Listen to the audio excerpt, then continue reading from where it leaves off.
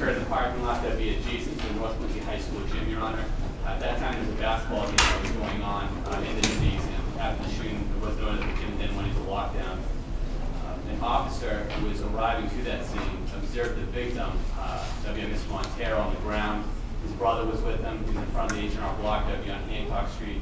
The officer observed a wound to the initial altercation occurred within the area of the cafeteria. But at some point, the fight was out into the parking lot. That's ultimately where the shooting occurred, Your Honor.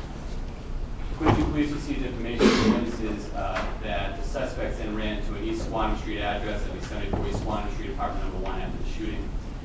The officers went to that location. Upon arriving at that location, the officers observed Mr. Maurice Perry.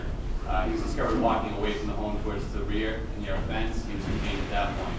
Officers then knocked on the door to that apartment address. Mr. White, David White, then answered the door. He was allowed in.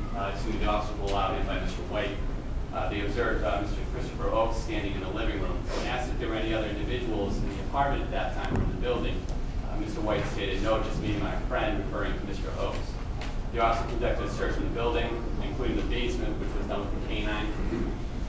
Once in the basement, the canine went to an area. There was a washer and dryer on the left-hand side. Next to the washer and dryer, there was also a changing table. Mr. Leon Perry was found by the officers hiding underneath that changing table. Mr. Perry was given his Miranda rights, to which he stated he understood. When asked why he was hiding in the basement, Mr. Perry gave a statement to the effect that he's afraid of the police. Subsequently, a witness came forward saying he was 30 feet away from when the shooting occurred, and that he could identify the individuals that were involved in the shooting. There was a show-up ID done. On seeing Mr. Leon Perry, the witness stated that he was 100% sure that he was the shooter. A second witness also corroborated that witness's statement, saying that they observed a cloud of smoke in front of Mr. Perry after hearing the gunshot.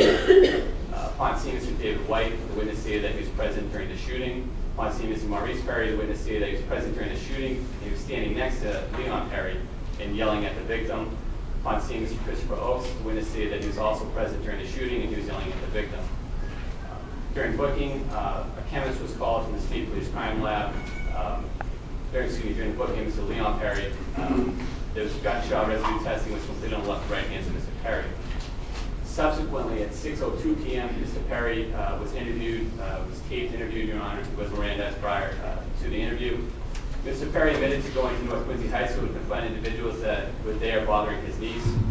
Mr. Perry admitted that he and his brother Maurice Perry pushed a group of students and asked who was bothering his niece. At some point, a fight then ensued. Mr. Perry denied shooting anyone, and those at that point in the interview. He then stated that after hearing a gunshot, he ran to the East Swanham Street address.